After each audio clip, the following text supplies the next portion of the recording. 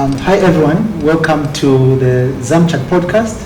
My name is Joe Kanema, aka the podcast junkie, and behind the camera we have Bright Mulenga. So today we bring you a special episode. We are joined by Mr. KEDRICK Silondwa, who is an aspiring candidate for the forthcoming Pharmaceutical Society of Zambia PSZ elections in June this year. So we're going to be chatting with him. We're going to get to know him and really get to understand his vision and what he plans to do for the Pharmaceutical Society of Zambia and for the pharmacy industry or profession in general. So Mr. Silondwa, welcome to the podcast. Thank you, Mr. Kanema. Thanks for hosting me. Thank you, sir. Thank you. So thank you very much for finding time to come and chat with us on the podcast today. So I'm just going to start off with a little bit of a trivia, because I know you are a golf person. You love golf, and for many Zambians and for many pharmacists, I may say, it would seem to be a little bit odd for you to be that person who's so much into golf. What really attracted you to that sport? Because many people love like football, maybe basketball, but for golf. And I think, funny enough, I think when we were growing up, of course I was born in Chingola, in the mining town of Chingola, and my father was a miner. So you might wish to know that he would actually get you a ticket for the whole season. So you would actually get to watch all the games that Nchanga Rangers would play at home. Mm-hmm. So from that background, I had been a fan of football. And even actually when we came to university, we used to play a lot of football. I think with the likes of Dr. Chiruba Mwila, the likes of Makasa Mvanga, Ofred Chomba, to mention a few. And when I graduated from the university, about 2007, 2008, I went to do my internship in the mines in Chirirabombwe. So I met the mine manager for Konkola mine. So for some reason, we engaged and all of that. So he asked me if I could probably find time for one of the weekends, just to go and see how they actually get to play golf. Mm-hmm. Yeah. So from there on, I think I for no apparent reason, I actually just got interested.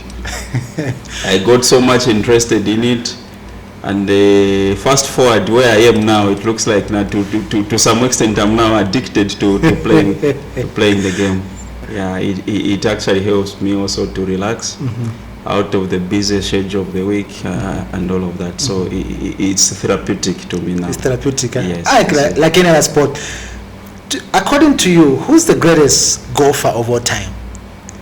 Well, because I was checking something on Google. I thought Tiger Woods was considered to be maybe number 1 or top 5 or so, but he's not even in the top 10, I think. No, he is one of the greatest golfers this world could have seen. Mm-hmm. But I think there is this argument also. There is Jack Nicklaus. I think there are major tournaments that they actually play at that high level. Mm-hmm. So Tiger Woods is just 3 major tournaments away from catching Jack Nicklaus. Mm-hmm. But if you look at the history of Tiger Woods didn't come from a very rich family. Mm-hmm. So even his background has been quite inspiring to the many golfers. So that's why you must have noticed that his name is all over the place. It's quite pronounced. Yeah. Because the parents actually got 2 mortgages just to make sure that they sustain the finances that were required actually to continue that sport. Mm-hmm. Because it's quite resource intensive. Mm-hmm. It's resource intensive. It's not golf is considered as one of those sports that's played by rich people. are you a rich person, Mr.? Well, I'm not, but I can afford to play it. I'm not rich. I think it's nice to break the stereotype. Maybe that comes with golf, to show that anybody can be able to play that sport, regardless of where you're coming from. Yes, but I think the startup costs also. It looks a bit more expensive, but over time, when you get the equipment, it actually lasts for a long time. Because for me, the equipment that I'm using now, I got it in 2015. So you realize that when you get the equipment, it obviously takes some time. And also, like in Kitwe at Nkana Golf Club, we have the compound just next door to our club. That compound is the people that are there are extremely underprivileged. Mm-hmm. So when I was captain of the club, I think 2018, 2019, we had a lot of support from Glencoe when they used to run Mopani mines. Mm-hmm. So actually, the executive director who was there, he used to look after Glencoe operations in Zambia and Glencoe operations in Congo. So he said, why can't we begin some kind of more or less like a social responsibility, where I would begin to getting some of these youngsters who are actually in this next door compound to try and make sure that what we are doing in the golf club begins to change lives. Mm-hmm. So much that we can begin to be relevant within the community. So those youngsters, they've been coming, and as I speak to you now, we have one who is now in South Africa at a golfing school, sponsored by Nkana Golf Club, and we also have a few that are at Northern Technical College. One is in the Zambia Army. Mm-hmm. Yeah, I think during that time I also traveled with them to South Africa. I traveled with them to Malaysia, mm-hmm. and I traveled with them to the US. So that also has changed the complexion of how I look at things, because here is a person who is not amongst us, but realizes that these kids that are coming from this nearby compound, they need somebody probably just to try and provide hope in their life. So for me now, I look at golf as something that is so passionate to me. Mm-hmm. Yeah, apart from just loving to play it, I've also been in senior administrative positions at the national level. Oh, interesting. Yeah, so we even adopted the motto as Nkana Golf Club to say changing lives. So I've been part and parcel of the lives that have been transformed amongst those youngsters, okay. Which is so passionate to me. Mm-hmm. Yeah, so essentially it's not just somebody would look at it like it's just playing. For me, it's a sport that has come so close to my heart, mm-hmm. because I know how now that community looks at me, mm-hmm. and how that community looks at this sport, mm-hmm. that it's a sport that can actually provide opportunities. It's a sport that can provide opportunities for the young ones to dream that tomorrow they can become a better person. Yeah. There are some youngsters that have graduated from the junior ranks, and now this time they've been employed by Mopani. So for me, it's so close to my heart. You wouldn't imagine how close it is to my heart. Okay. Yeah. So now, how do you transition now, or how do you basically get into pharmacy? Did you start as a pharmacy technologist or as a pharmacist, and did you always want to become a pharmacy professional? Because for me, I never really wanted even to get into pharmacy. It was almost like serendipity just happened by chance. Well, God has got a way of working out things. Yeah. Sometimes it's not something that you might really want, but God knows that probably this is your destiny. Mm-hmm. And also sometimes it's because of the way I think our school was probably structured in secondary school. We had career masters, but they were never providing all these opportunities when you get into the university. And obviously maybe based on your strengths in terms of subjects at secondary school. You might probably be wishing to be maybe an engineer, but you are good in biology. Yeah. You see? So a career masters also did not provide a lot of guidance, so much that even when you are choosing the career path, you are well informed based on your strengths, and like just based on what you're thinking. Is that being done now though? Like currently now in schools, do we have strong career, mentors or people that guide our students now or pupils? Do we have that now? Well, I don't know, because those times, yes, that office of the career master was there, but in terms of providing the much needed guidance, I think there was a missing link somewhere. But I guess they should be there. But again, it's what we are talking about. To what extent do they guide these young ones? Yeah. Because sometimes you get pushed by the aspirations of maybe the family members. No, be this, be this, be this, without even looking at what your strengths are and what your weaknesses are. So fast forward to myself, we had a nurse in the neighborhood. So I think when I was in grade 11, grade 12, there was a subject that she was rewriting at grade 9. So I used to help her. So even when I was coming to grade 2, asking me what I wanted to do. But obviously, pharmacy at that time, because the first intake for pharmacy at University of Zambia was in 2001. Yes, is it 2001? Because we were the 5th shoot. When we were coming to university in 2003, then that's the time that I think they must have been in 5th year, if my memory serves me right.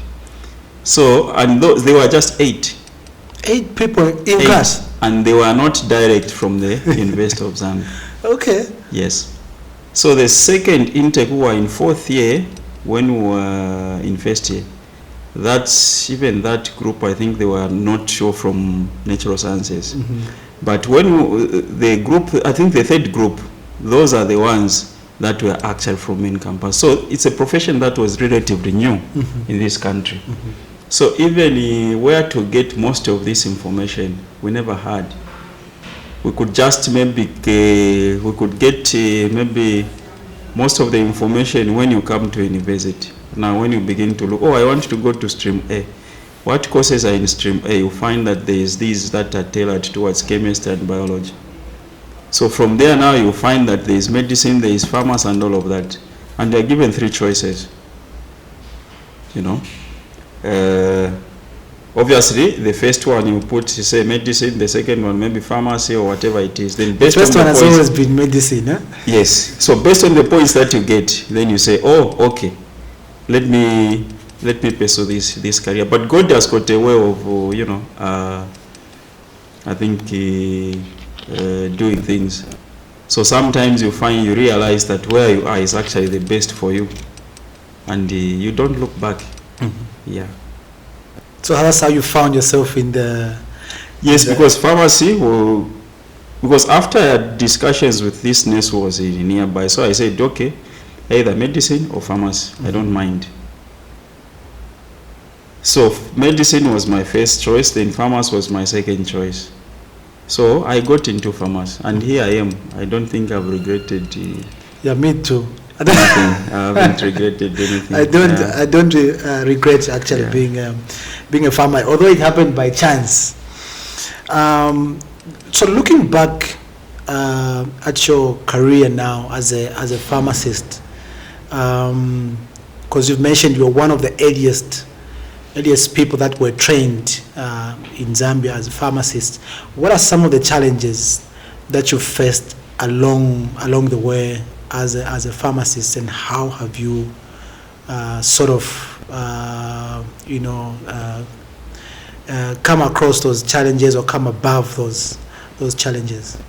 Well, I think just starting from school, I don't know whether you were at Ridgeway, and maybe the time that you were there, if you were there, probably maybe the classes now have changed. I've actually never been at Ridgeway. That time we were there. There are, what can I call them? There are these more or less like deserted classes. That's where we used to be, you know. And you find that maybe medical students and all of that, they are in, you know, different classes. There was a lecture theater there. So us, we could only go to get there when maybe you are doing the lecture together and all of that. But our permanent classes was not something that you would be proud of. So now we begin to think, so in this university, are we second class students or what? You know? So some of the those are some of the challenges that we used to experience when we were at school. Even sometimes maybe the lecturers, yeah, sometimes you'd have challenges here and there. But over and above, we managed to graduate. And I think I've been practicing, I was on internship 2008 up until now. Then also when we got to start working, I think the biggest challenge was also recognition in the healthcare team. Yeah, you realize that doctors and nurses, they are actually more pronounced than pharmacists and pharmacy technologists. But I think what has been important for me is to try and make a difference within my circle where I am. So that is one of the greatest things that I've done for myself. So, but by and large, the profession, even as we speak now, that recognition is still, the recognition that we feel we need to get is still not there. So meaning that collectively, we have a bigger responsibility that we are supposed to carry on our shoulders in order to change the narrative. So obviously this speaks to the small things that we do. One, if you look at, say, the community farmers, how is our disposition in the community farmers as pharmacists? Because that is also our image. Yeah, but I guess we'll still come back to that. Then we can talk into details. Yeah. But recognition has been the challenge. Has been a challenge. And speaking about recognition, because especially like we're saying, the first pharmacists were trained in 2001, somewhere there, maybe 2002. Have we put so much pressure on ourselves in terms of wanting to get recognized? Because I feel like in Zambia specifically, maybe our profession is a little bit young. We still need to give ourselves room to grow. What do you think? I feel like maybe we've put so much pressure on ourselves in trying to get that recognition, which I think with time it will be able to come. Because even now, people still think that pharmacy, for instance, is just about one tablet to read to kuseni mzuva. And that's what people still know. But I feel like with time, I think that perception, that understanding will be able to change. Well, it's a two-way thing, because if you say with time, what if in that time, what is it that we are doing? You'll find that I can give a classical example. There are two people. This one has lived maybe 20 years. They've made a difference. They've done a lot. Within that 20 years, they've been on earth. Here is another one. Well, who would probably live maybe 80, 90 years. They haven't done much. So this one who has even lived 20 years, people would actually maybe even appreciate them more, because they may have made a lot of impact within this period that they've been in existence. So similar to us, it's about what are we doing? What have we been doing all this time that this profession has been in existence? What difference have we made at individual level as professionals and collectively as a profession? So for me, I do not really agree with time. It's about what you do in that time that God has given you to actually be on earth. Similarly, when it comes to our profession, even the low-hanging fruits that we have in the profession, unfortunately, we don't pick those. So then how do we make a difference?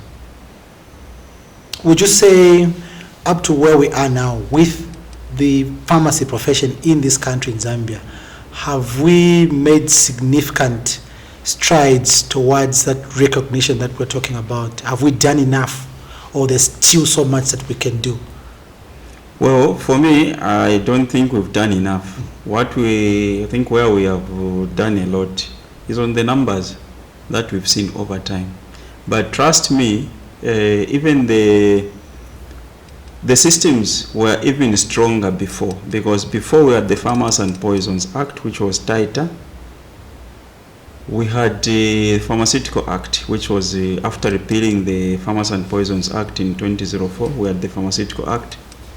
The classical example I can give you is that in that Pharmaceutical Act, Pharmaceutical Society of Zambia was recognized.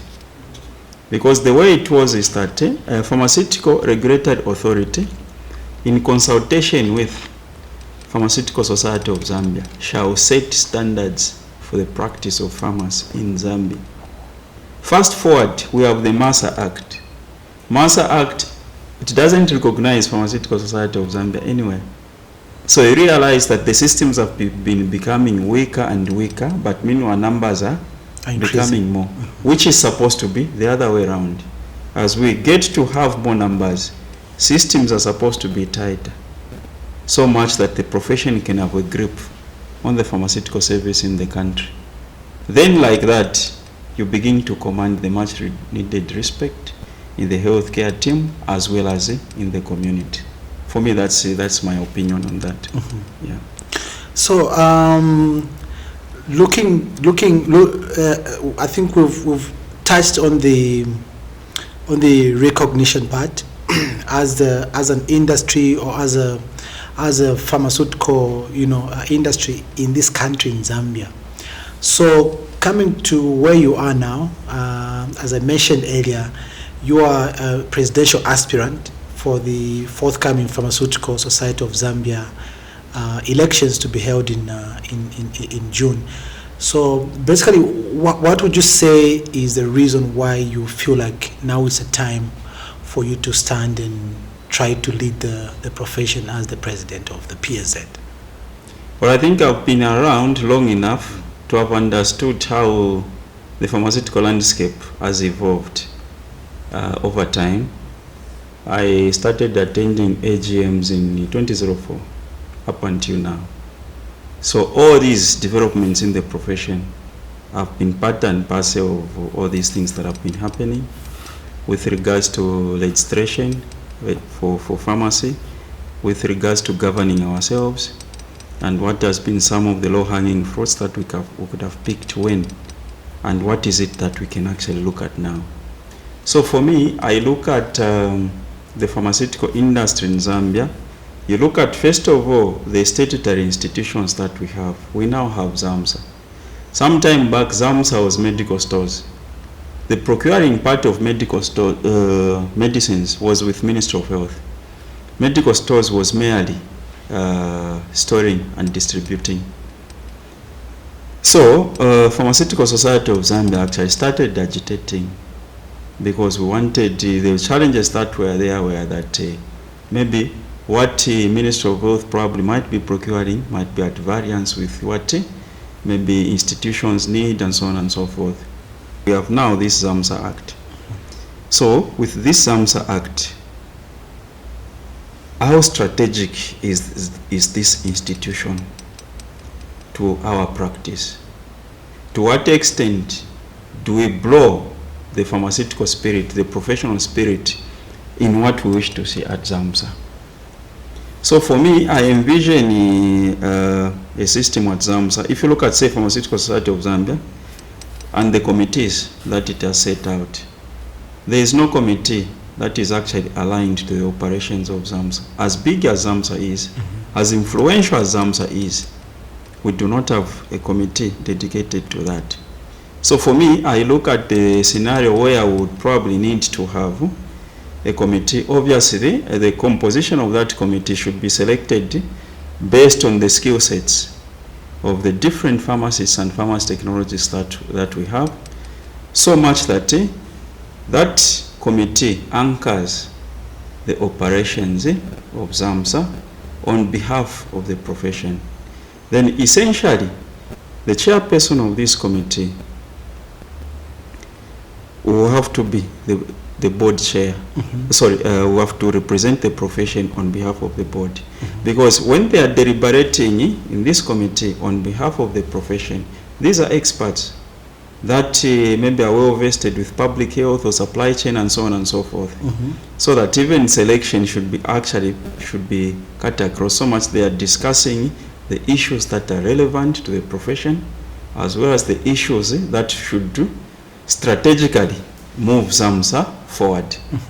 So there we are going to provide the much needed linkage, because I think about a week or so ago, there was even a statement from the DG that now they want to start looking at the manufacturing part. Okay. So how ready are we as a profession to provide the guidance that we need, so that there is that much needed linkage between that institution as well as the profession? We are complaining that the Zammsa DG is not a pharmacist. Obviously, a well-meaning pharmacist or pharmacy technologist would want to have a pharmacist or pharmacy technologist there. But apart from that being a pharmaceutical institution, we would want all the time a pharmacist to be there.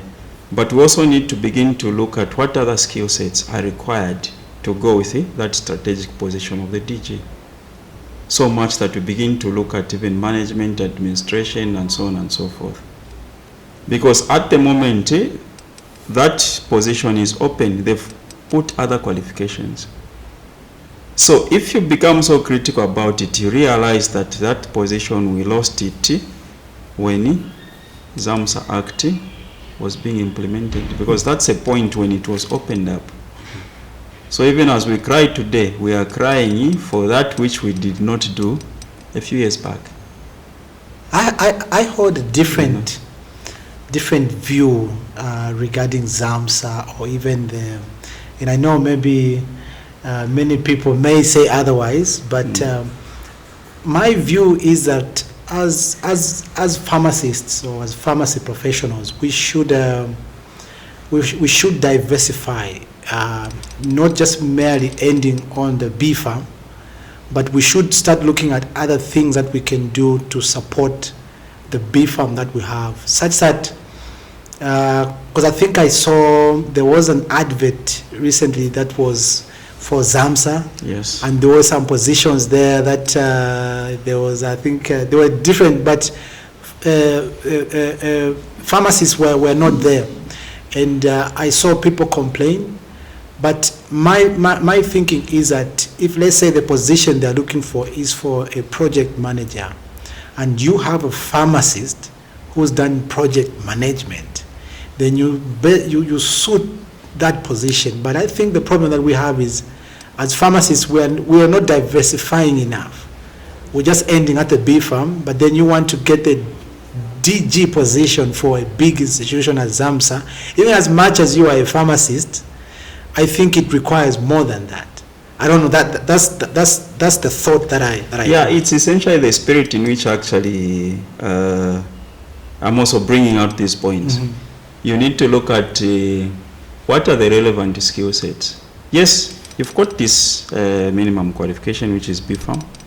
So maybe what we would want to see is a situation where maybe the DG primary qualification is B farm, and then based on as strategic as that institution is, then you probably put maybe masters in this, but the core should be a B farm. Should be a B farm.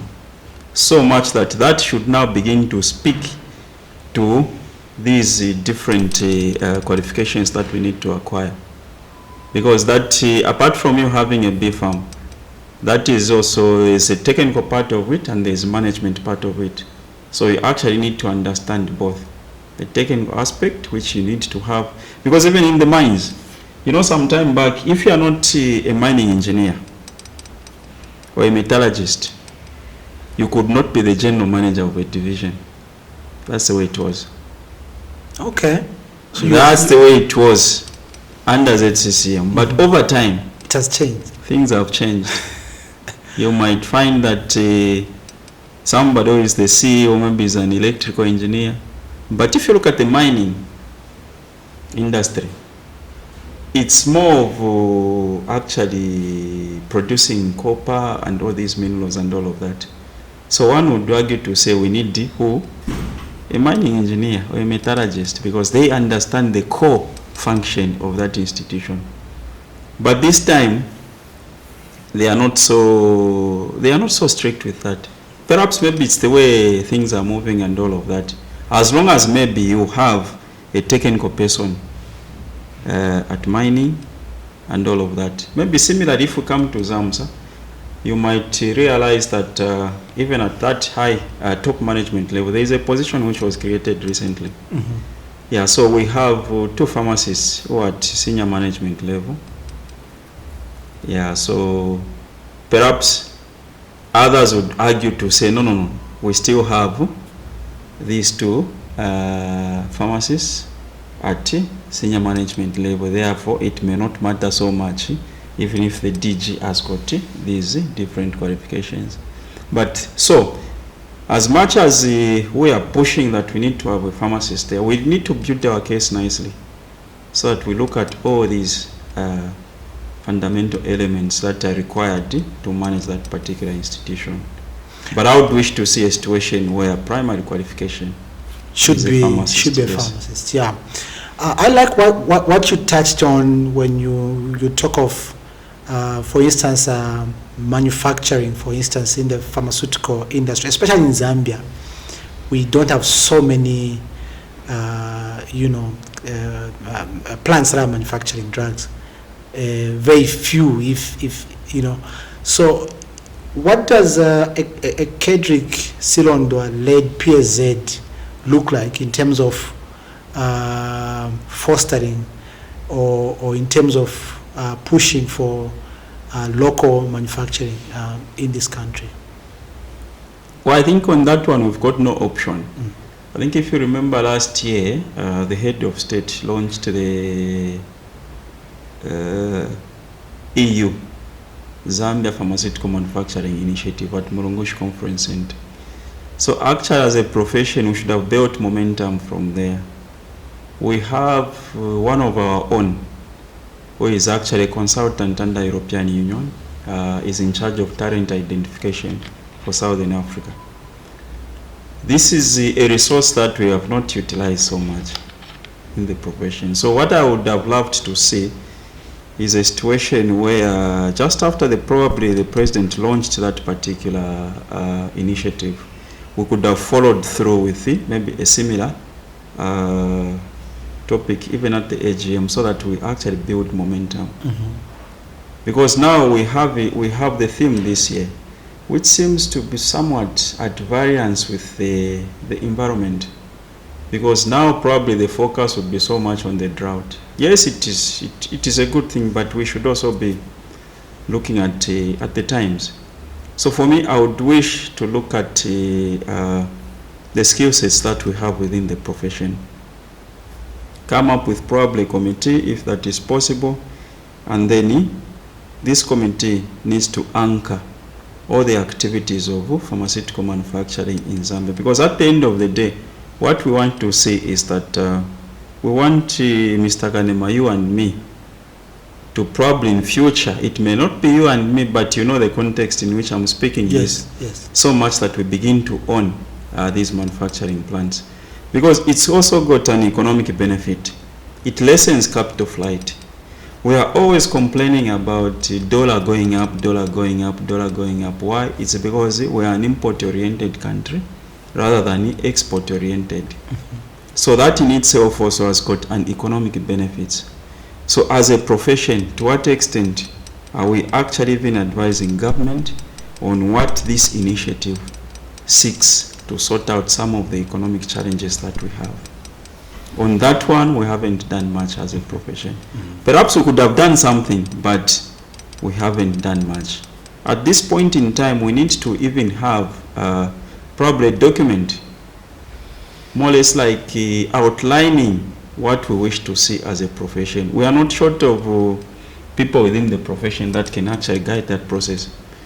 If we have somebody who is even a consultant at European Union level and is doing that particular task in so many different countries in Africa and also in Europe, meaning that we are sitting on a resource that can actually make a lot of difference in the country.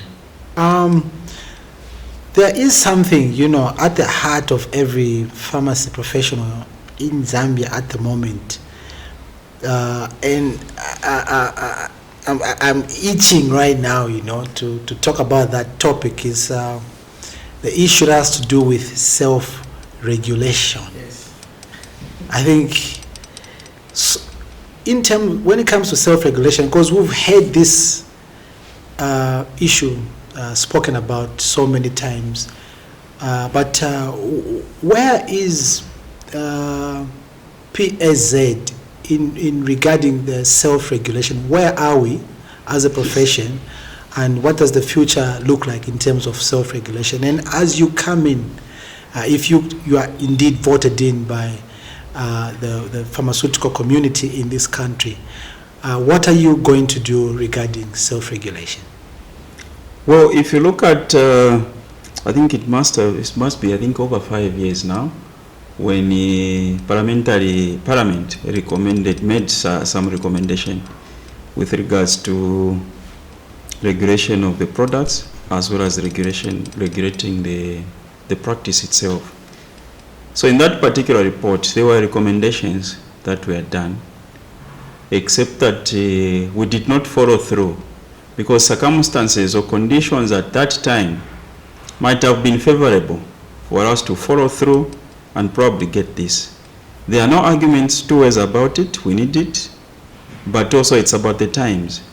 I think when we were at the last AGM, I remember the Minister of Health actually asked the registrar of Health Professions Council of Zambia, but the registrar said first they wanted maybe to consult what happens maybe within the region, and then see how that particular council could probably be created so that we start regulating ourselves.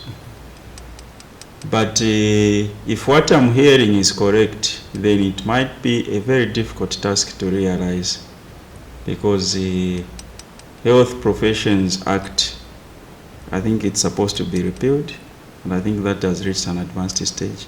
So when it is repealed, what are the contents?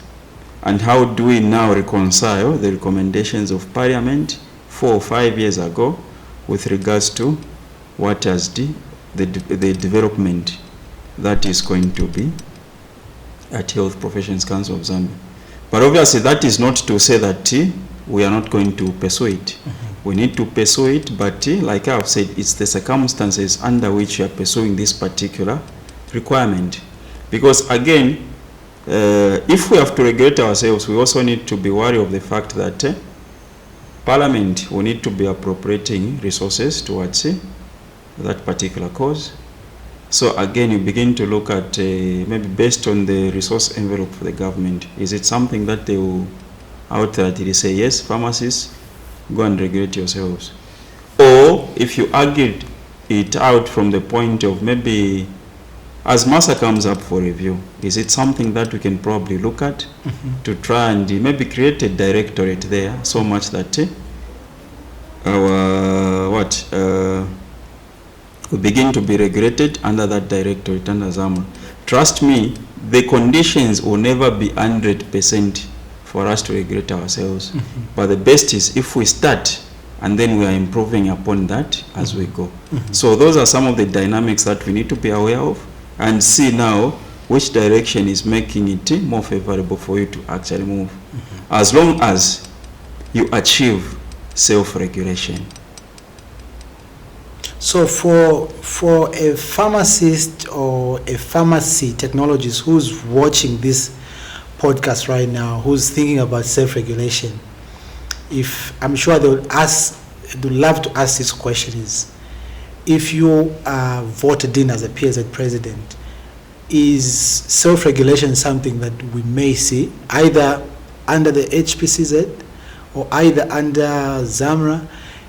Is it something that we can see in the next 2 years or 4 years if you are given the mandate again? Yeah, so now that draws me back to the strategic plan. So if you look at PSZ, I don't think you've ever seen a strategic plan that we've designed for ourselves. Why? It's because we've not been intentional as a profession. At least I'm lucky to have been part and parcel of the committee that has been looking at the draft strategic plan for this current executive committee. So that is something that we need to put there. Most of these things that we aspire to have as a profession, the biggest challenge that we have also is that we do not know when to pass on the baton to the next person. So if we look at, say, recommendations that were done by the Parliament, had we followed through, and we could only probably follow through if it was in the strategic plan. Why? Because that is a collective document that we'll have come up with as a profession to say this is where we want to go. It should not start and end with KEDRICK. Mm-hmm. Neither should it start and end with Joke and Emaife, is the president. But we need to have a strategic document done consultatively with all the stakeholders.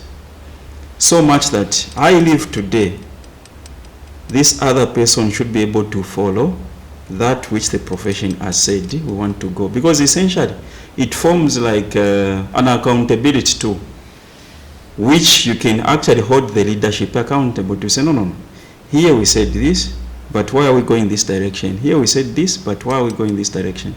And that strategic plan is not a rigid document or a rigid plan. Yeah, I would say it's a fluid, or if you like, you can use the term progressive elaborative to mean that as you go, you face different circumstances. It's flexible. It's flexible, yeah. Yes. But as long as you don't miss where you want to go. And also it's supposed to be coupled with monitoring and evaluation so that you know that we are on track. If we are not on track, what are the reasons? So when it comes to self-regulation, yes, trust me 100%, that is the issue that I want to pursue. But as to whether it will be realized in my lifetime as president, that might depend on the circumstances that will be around that time. But even if it's not achieved, the next person, you pass on the baton to the next person. So much that there is that continuity of thrust on the issues that the profession wants to do. Because this self-regulation hasn't started now. It's been there. I can tell you, it started as early as 2004. Okay. If it started earlier than that, I may have not been part and parcel, but how many presidents have been? Because that time Pharmaceutical Act, the one which was repealed, was being enacted. There were actually two bills, for self-regulation and the Pharmaceutical Act, which sought to amend the Pharmacy and Poisons Act. You know, but for some reason, the profession thought it wise to say no, let's just push the Pharmaceutical Act. So it dates back to then. But if we've had a strategic plan, we could have been passing on this baton. This one continues to push, this one continues to push. It shouldn't be about what I want to do when I get in there. We need to design systems and procedures that should hold me accountable. So, yeah. Speaking of the strategic plan, so what plan do you have in terms of giving the profession this strategic plan if indeed you get voted into as the president of the PSZ? Well, there is already a draft at the moment. I hope maybe when we get to the AGM it's something that is going to be presented. As to whether finalized or not, that remains with the executive committee, because what we are mandated to do has been done. So what is important is at that point to know at what state it's going to be, and obviously it's something that we need to review. There may be certain things that may probably not be included, maybe because consultation may have not been wider, or whatever the case might be, or maybe circumstances have changed, you know, so much that we actually blow the spirit of the profession in what we want to say. Because when you come up with that document, say, It's something that is going to run maybe for 4 years. 4 years is a long period of time. Therefore, you need to do a very good work in terms of consulting all the key stakeholders. This time now we have ZUPP. To what extent did we consult them on the aspirations they wish to see for farmers' personnel? There is the Association of Citizen-Owned Pharmaceutical Companies. To what extent do they want to see certain things there? We have OPAS. To what extent, you know? We also have maybe Zambia Pharmaceutical Business Forum. To what extent? So much that, and other stakeholders like Ministry of Health. What is it that we want? Because again, you don't want a document that is going this way. Meanwhile, the direction for the Ministry of Health is going this way.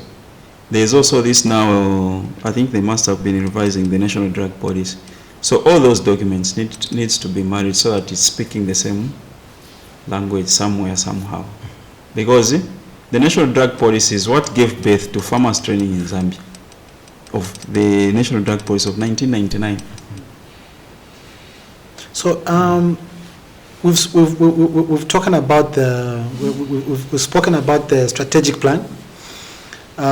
When it comes to technology, for instance, and innovation, it's one thing that I feel like as pharmacy professionals we've lagged behind, and the world has moved, you know, and we're so much behind in terms of even research itself. If you, of course, are voted into power as the PSZ president, what is the PSZ going to do in terms of research, in terms of innovation, and pushing the technology agenda in this country? And I like it that I'm being interviewed by a pharmacist. So that speaks volumes of the different skills that people get outside pharmacy. And also it speaks to the passion that people have in advancing their sphere of knowledge. So I think what we need to probably do is we have the education committee. So I think there what we have not done so much is we have not been deliberate also about the research. So the way I look at it is sometimes also research might require that maybe you get some grants and all of that, or sometimes it might require that you have resources. So for instance, just as a profession ourselves, there is some information that we don't have that we might need. Probably it might just take maybe us sponsoring somebody, maybe who is in 5th year. Or maybe can you do a project? Maybe the best example I can give you is maybe national data of the annual expiries of drugs, maybe at Zammsa. Do we have that data? Do we have that data as a profession? Because if we had that data, it would actually even inform the quantification, it would inform procurement to say maybe what you are procuring is at variance with a disease pattern and all of that. So perhaps that one, if we know that as a profession we need this particular information, we need somebody to go in there, extract this information so that we can begin to probably, this information needs to inform policy. So what I think there is that deliberately, as a profession, we need to have some kind of a special purpose vehicle. This should be a business unit of the society, which is supposed to have different assets and liabilities to PSZ. So if we probably generate enough money within that particular area, we can decide to say, okay, what information do we need as a profession? In what areas are we lacking? Okay, how much do we have?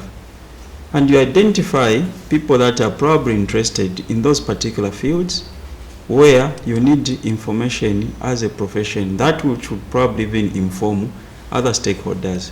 You sponsor those. One, that one is going to advance even the interest of people wanting to take up research. That's one. Then two, it's also, the society will also be relevant to one, even the students, because they will know that, I think PSZ may have benefited from PSZ. It would also encourage even these other young ones to try and also work hard, or try and look at, what are the areas of interest that they would wish to extract this information for the benefit of PSZ as well as for the benefit of the country. So much that even when you are engaging Ministry of Health, you have data on your fingertips. You know, so much that you are seen even to try and provide alternative solutions to some of the challenges that we always keep complaining about. So that's the way I look at it. Apart from trying to push also the agenda of research in academia. As a profession, we also need some information that we can actually extract. So much that as much as we are pushing the agenda for the academia in terms of research, as a profession we are also extracting some information for the basis of making decisions as ourselves. Yeah, so that's the two ways I look up at that. You've touched a bit on academia, and there's another hot issue when it comes to academia in the pharmaceutical circles in Zambia, is that of the PharmD. What are your thoughts about PharmD, and what do you intend to do regarding PharmD? Well, I think what I was, so it all boils down to, say, the strategic plan. What is the resolve of the profession? If the profession has resolved that we need PharmD, I think the profession has resolved that. Yes. If the profession is resolved, why haven't we moved? So if the profession has resolved, yes, that one is given. That is not depending on either me or whoever is there. That is a given. We have to pursue that. So it's a question of how do we pursue it? You know. So again, there it's a question of maybe getting. Maybe it might require a committee of key, eminent people who are well vested with all these maybe curriculum development and so on and so forth. So much that we begin to move on that path. Because again, you need also to engage Health Professions Council of Zambia, Higher Education Authority. And obviously we also need to look at what is trending the world over. So much that even as we build a case to say this is our resolve as a profession, we've done homework. And we've done we've built a case so much that it's easier for us to push some of these agendas. So also what is important is for us to get exposed to the international level, like the Commonwealth Pharmaceutical Association as well as FIP, from a Federation of International Pharmaceutical whatever. So much that we get to appreciate what happens on that particular stage, because that's where most of these global trends actually emanate from. Zambia, we are not isolated. We are affiliated to these institutions, and therefore we need to fit into how the world is moving. And this year FIP is actually just in Cape Town. And I think that in terms of the PharmD, I think there was a bright. I think there was a research that was done, I think, looking at the world over and the region as well. Other countries have already moved on to doing PharmD, and we seem to be the few countries that have been left behind. Yeah. So again, it's a question of because again there are politics at play, which we need to be very much aware of. Sometimes you can probably do a very good case, but for some reason, because of different people sitting in these offices, perhaps they might misunderstand what you want to do as a profession. But if you have resolved as a profession, you keep hammering. It may not happen in this EXCO's lifetime, but you keep on. Eventually, you get it. Yeah. As long as we believe that this is the direction to go. That's what is important. And how to do it, because circumstances change, like I have said. So at that particular time when we resolved, are the conditions same as today? They might be different. So you need also to develop certain, negotiating skills, maybe some connections somewhere and all of that. Sometimes that's how you get some of these things. I like giving a classical example of even the golf that we play. There's a lot of networking there. Joe, trust me, there are a lot of deals that are cracked on the golf course. Than in the offices. Than in the offices. On that one, you can trust me. The moment you are going to the office, it's just formalizing everything. It's done deal. So these are some also the skill sets that we need to develop. So much that you see how to, to engage these decision makers. So much that when you are going there in a formal way, the decision will have been done already. It's just a matter of formalizing. Yeah. Because even self-regulation, I think it was under Mr. Bonaventure's Kasama's time, the Minister of Health wrote that Farmers' Council self-regulation can be done administratively. I saw that letter with my own eyes. But why hasn't it been done administratively over all this period? That time went when there was Jerome Kanyika as president. We saw those recommendations from Parliament. But why hasn't it been done? Similarly, we now have this act which probably might be reviewed any time. So we don't know what circumstances now will be there, and the people that will be in these key offices to give us that which we want. Yeah. There's another hot issue as well, especially among young pharmacy professionals. I think in the past few years, when it comes to employment, we've seen a trend where only few pharmacists are employed. You would find, I think last time there was that major employment, only about 40-something, 47 somewhere there, pharmacists were employed, and other healthcare professionals were in the hundreds or maybe in the thousands. Very few pharmacy professionals are being taken up, pharmacists. How will you tackle such a challenge? Because this has been a cry, especially for the young pharmacists that are graduating from college or from university.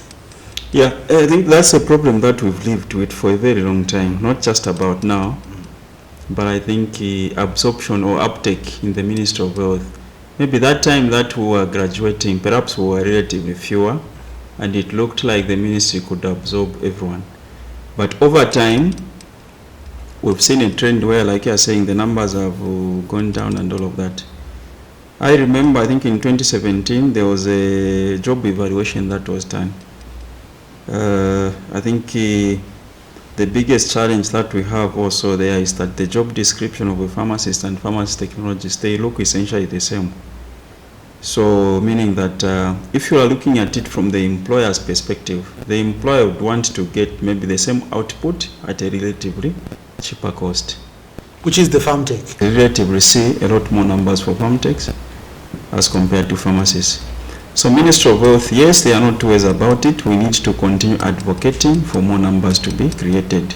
But even as we do that, we need to do the homework of trying to make sure that these job descriptions differ, so that we see what is it that the pharmacist does that a pharmtech cannot do, so much that the employer appreciates that both are needed, and create a lot more positions.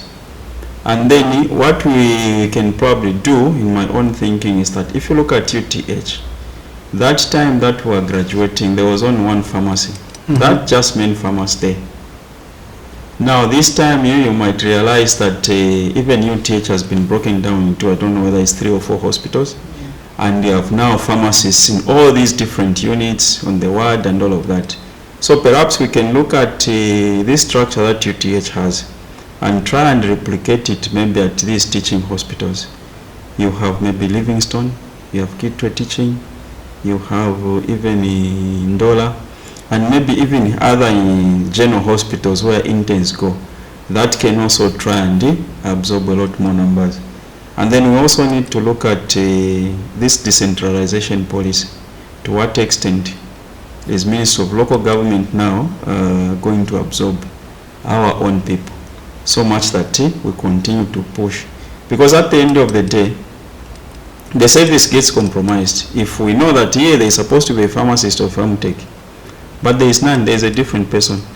You look at most of these maybe rural areas, you'd find that at a health center, or even in some urban areas, there's supposed to be a pharmacy technologist. There is no pharmacy technologist. There is either a nurse or an environmental health technologist. Yeah. So that is the picture that we also need to change. We continue advocating for the change, because at the end of the day we have the act. So Ministry of Health is not exempted from that act. So actually they are supposed to be the pioneers to making sure that this law is adhered to by having pharmacists and farm techs at the points where they are supposed to be. Further to that, we can look at Zammsa. Zammsa is a sleeping giant, because if you go to South Africa, you would find that the companies that market products in South Africa, they've been told to have a physical office. There is nothing like, no, we'll be distributing under this company, therefore our people will go and sit there. No, they need to have a physical office. They need to engage somebody in charge of quality assurance. They need to engage somebody in charge of pharmacovigilance.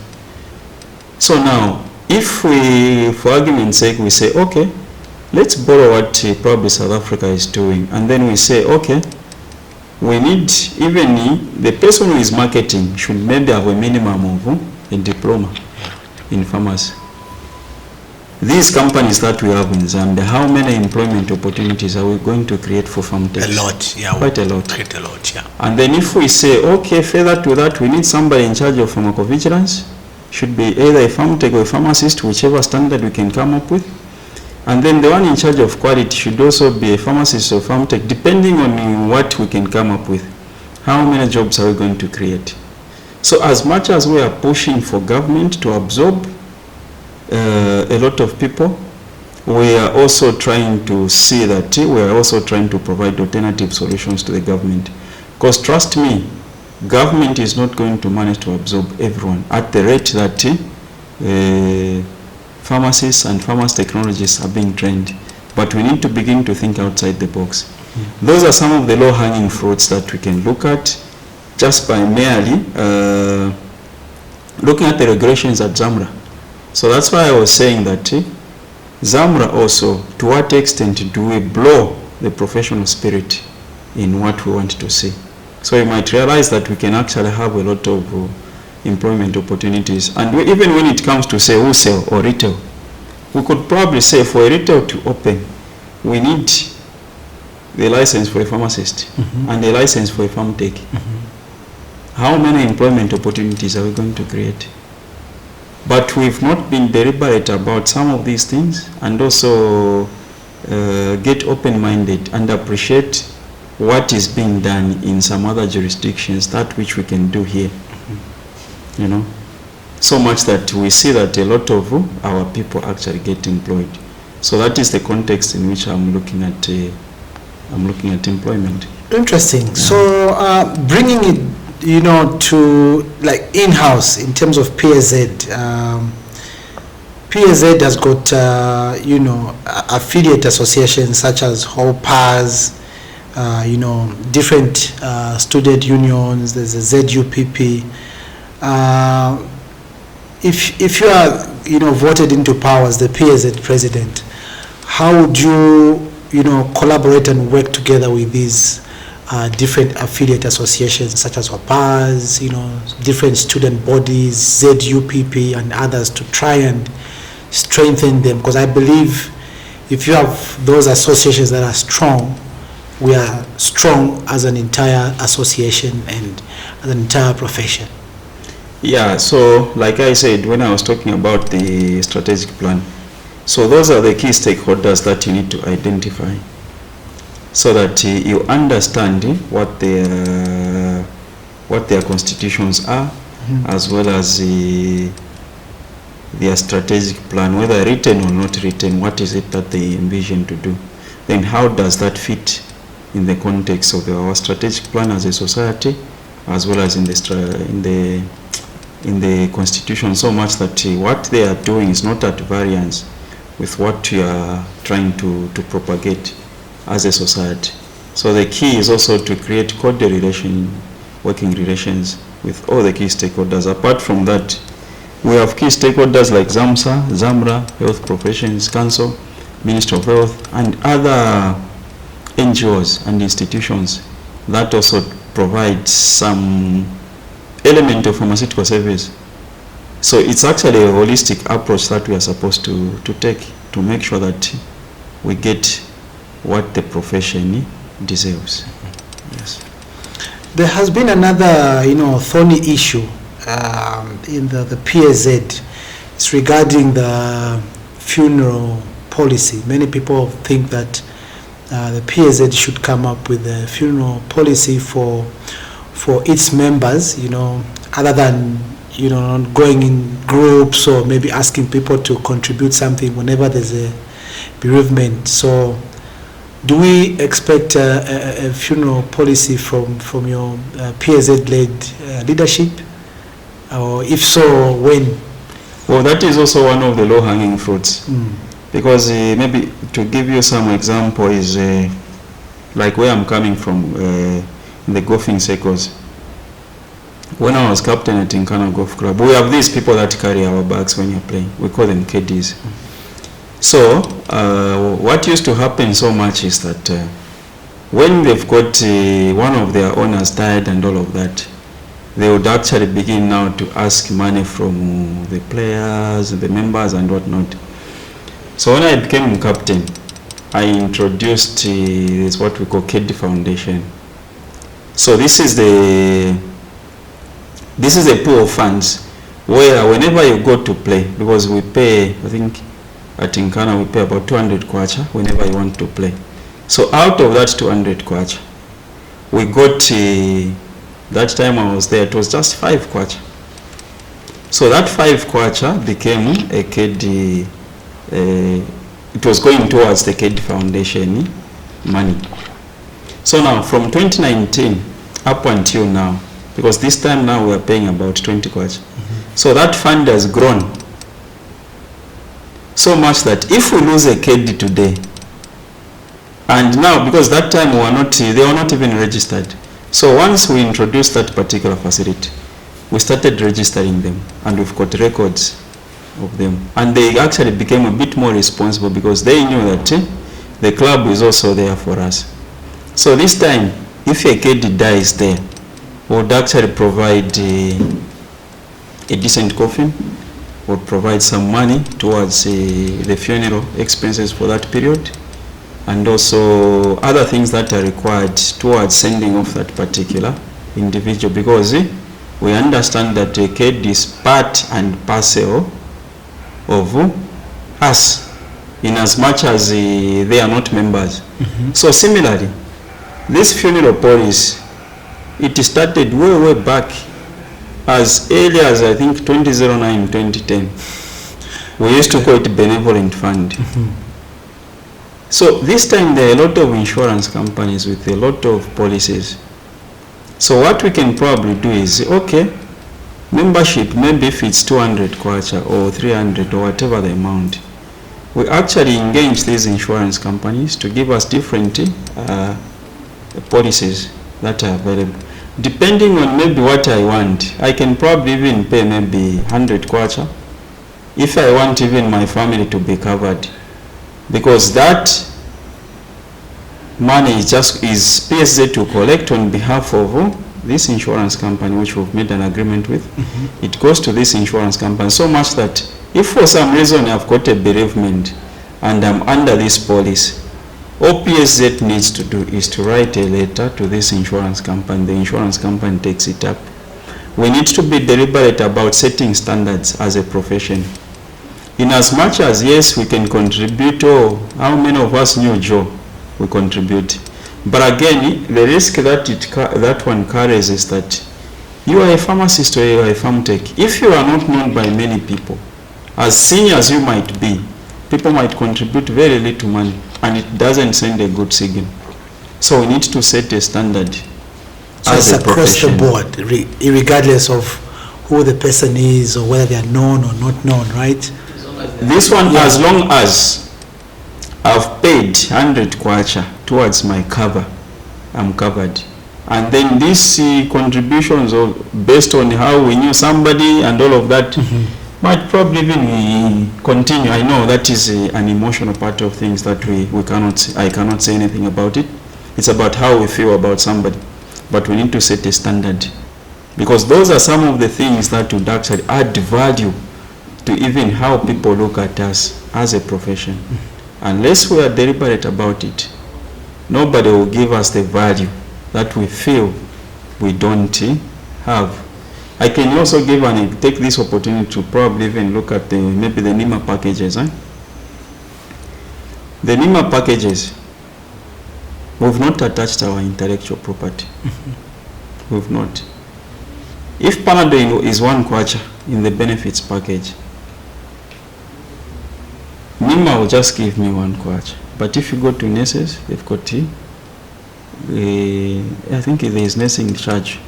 Doctors, they've got consultation fee. That is based on the value they've attached to their intellectual property as professionals. But for us, with that benefit package, we have not attached the intellectual property. So who do we expect to give us that value, which we don't know we have? Because I remember in the mines, every prescription, we were charging a certain percentage as dispensing fee. So that dispensing fee is based on the information that I'm going to give to this particular person as my intellectual property. Outside the Panadols and the amoxils that can be there. So we need to be deliberate about some of these things, and we need to look at them holistically, not in isolation.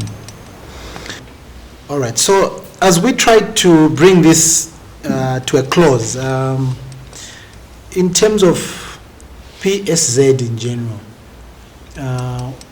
what is your big picture, or what does PSZ-led KEDRICK Silondwa administration look like, or EXCOM looks like? Well, I think what I want to look at so much is on the governance part of the society. I think where I'm coming from, I know some people might ask, but how is GOF related to PSZ? But that is leadership at the highest level. Yes. And what I've been exposed to is much more than what I could have just known if I was just restricted to pharmacy. And here are some of the issues that I want to talk about.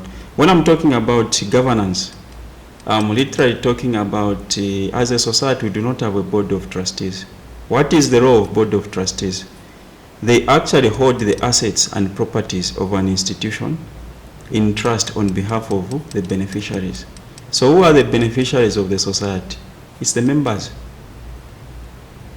So similarly, if I give an example of Nkana Golf Club, that club used to be owned by ZCCM.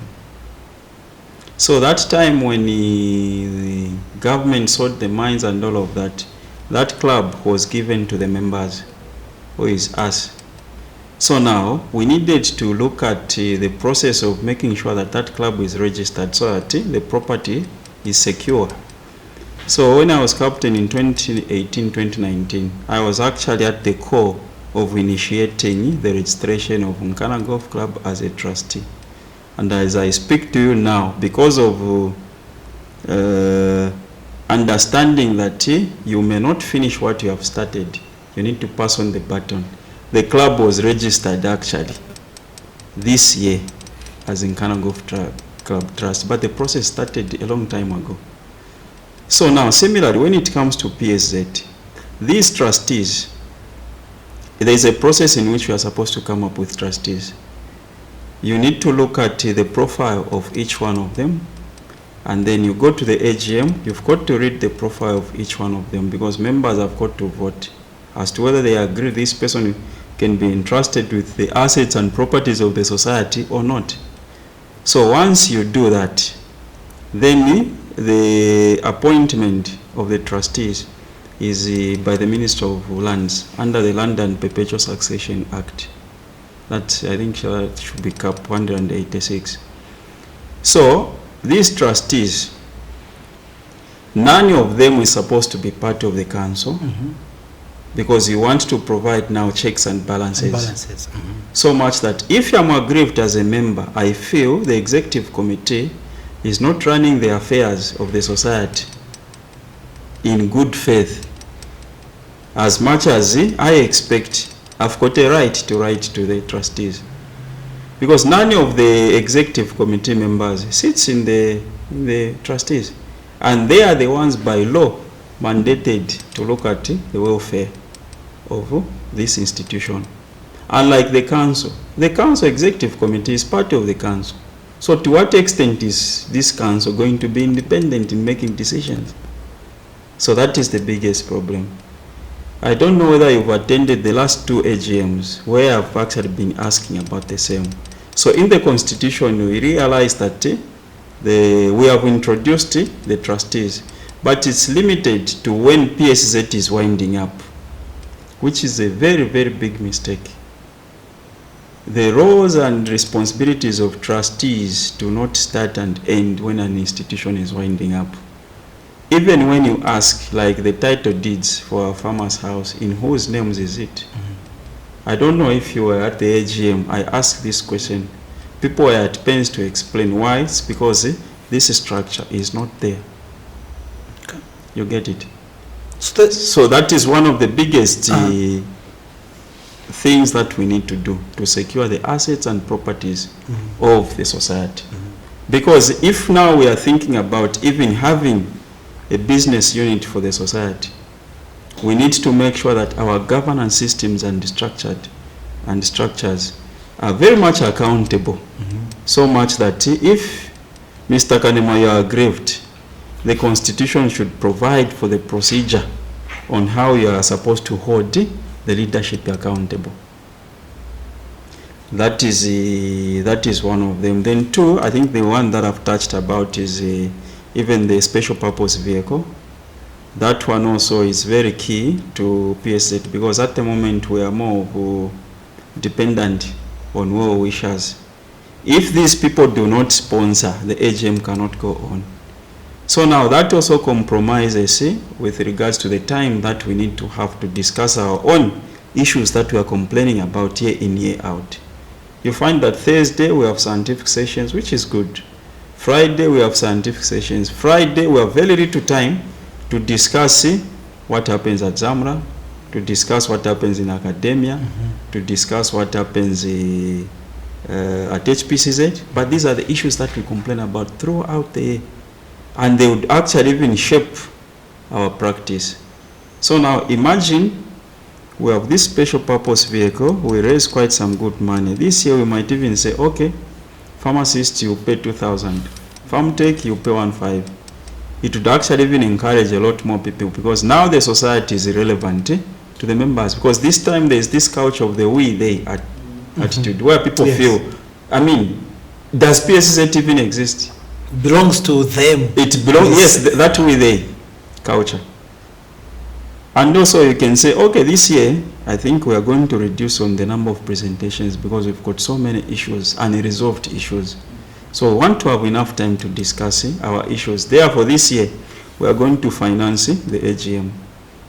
Because trust me, if you come and get 100,000 from my company, that I'm a platinum sponsor, which is fine, I will dictate the terms. In English, you say that he who pays the piper calls the tune. So how are you going to tell me to say, no, we want to discuss our politics, so your presentation is over? That you can't, because you are dependent on them.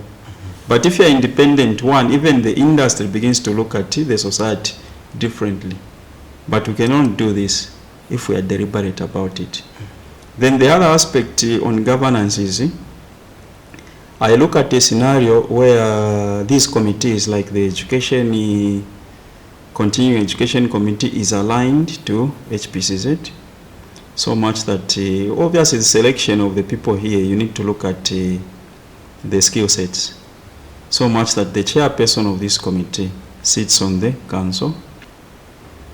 You come to legal and regulatory, the chairperson similarly sits on the board. You come to, I intend also to look at how we can probably create a supply chain committee, which is not there.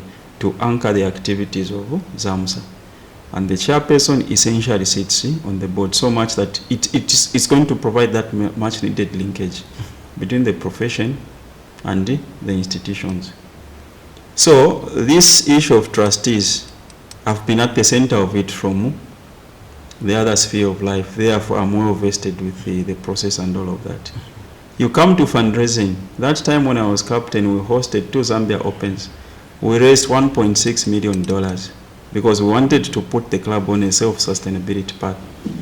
Where even after the Glencoe went, we've actually been, because we went onto the financial markets to try and invest in the government bonds and so on and so forth. So we still have some funds that are actually seeing us through.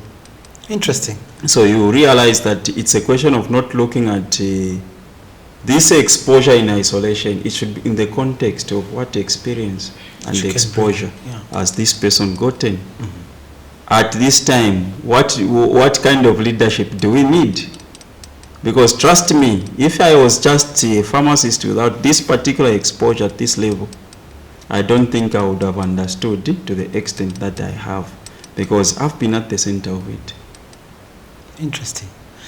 Well, there you have it. I think we're chatting with Mr. KEDRICK Silondwa, who is vying for the position of PSZ president. So it's been a pleasure chatting with you. If you have got any closing remarks or anything that you would like to say to the profession, there you go. Well, I think I've offered myself to the service of... I've offered myself to the service of the profession, largely because I'm convinced that the experience and the exposure that I've gathered over time, both in the farmers' fraternity and outside farmers' fraternity in other spheres of life, I feel I'm the right candidate to actually lead this profession. Because where we are, I don't think we need to actually start gambling with leadership. But at the end of it all, it's about what you people decide to choose. But I am available for the position of president, for this profession that I'm so passionate about. Thank you so much. Thank you. All right, so we've been chatting once more to Mr. KEDRICK Silondwa. So thank you very much for the time, and until next time, bye.